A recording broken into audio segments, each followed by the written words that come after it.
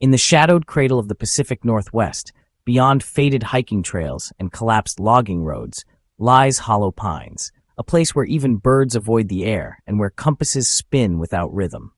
The forest wasn't marked on most modern maps, and locals only referred to it in hushed tones, if at all. They say the trees are older than memory. It was the summer of 2017 when 5 friends, Aaron, Lucy, Kyle, Jenna, and Marco, decided to challenge the myth. Week 1.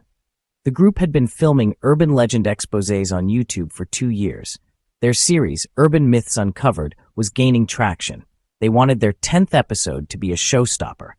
Aaron found a Reddit thread about Hollow Pines, claims of missing hikers, strange lights, and something tall glimpsed between trees. Perfect.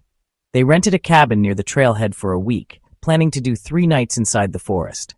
Dalton, the park ranger, was waiting at the cabin when they arrived. "Some stories ain't for telling," he warned. His hand trembled on the steering wheel of his Jeep. "And this place don't like being remembered."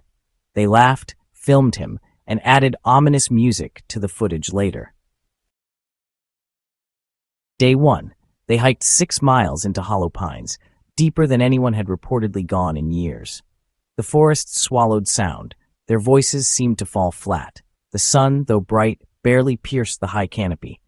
Aaron found an overgrown fire pit near a dry creek bed. They pitched tents there.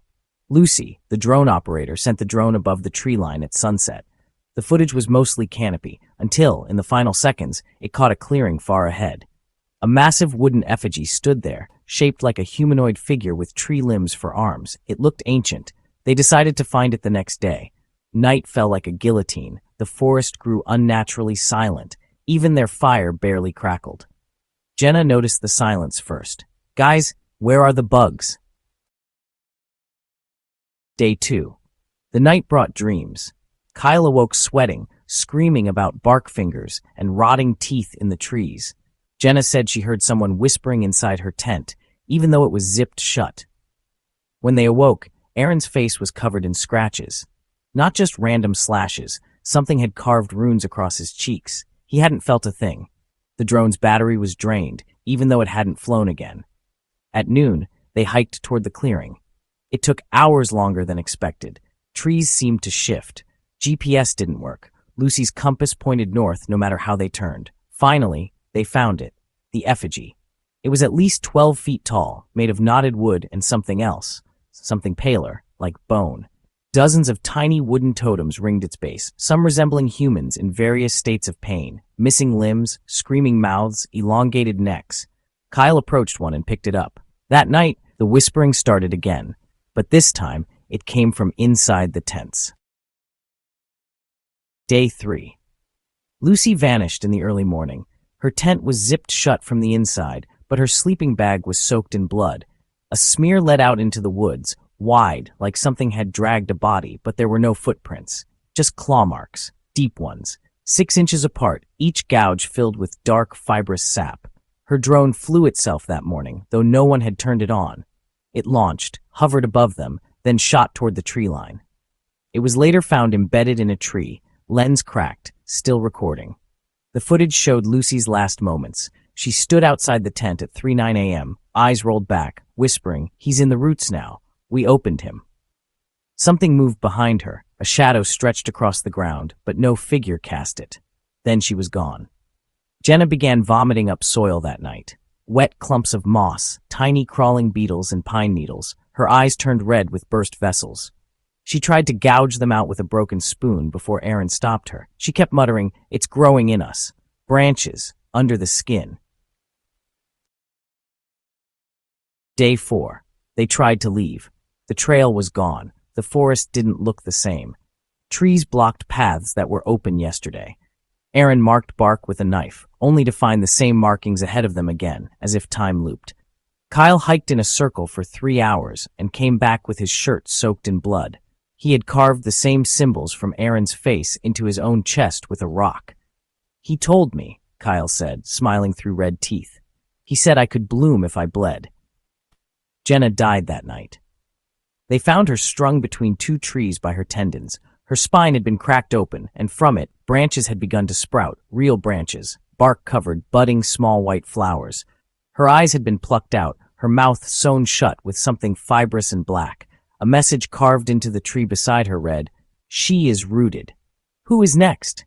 Aaron snapped. He tried to set the camp on fire. The trees wouldn't burn. The flames refused to rise. Smoke hissed backward into the sky.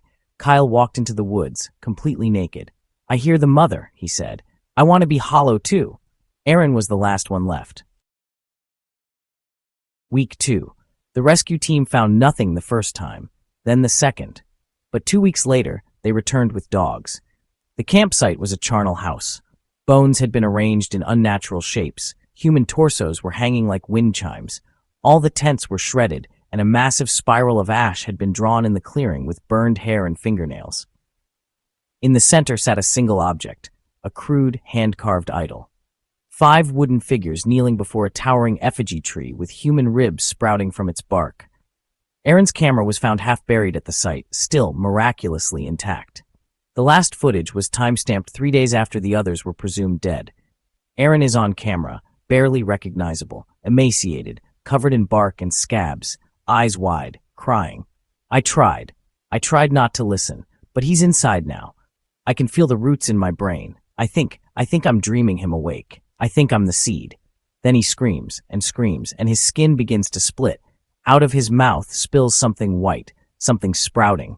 The footage ends with static. Epilogue. Dalton, the ranger, quit soon after. He burned his uniform, sold his house, and moved inland. But before he left, he wrote something in the Hollow Pines logbook. They fed the forest, now it remembers, and it's still hungry. Hollow Pines is officially closed, but every once in a while, someone sneaks in. To prove the legends are fake, to film the effigy, they're never seen again. And when the wind is just right, if you stand near the tree line, you can hear their final whispers. Take root, take root. It hurts less if you don't scream. If you are enjoying our stories, do not forget to subscribe and share. We would really appreciate it.